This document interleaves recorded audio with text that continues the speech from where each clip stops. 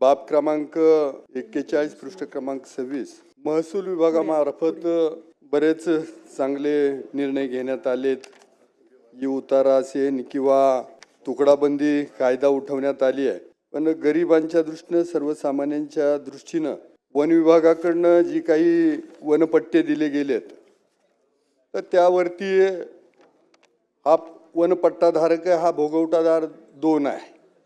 तो भोगवटादार 1 झाला पाहिजे, म्हणजे तो मूळ मालक झाला पाहिजे.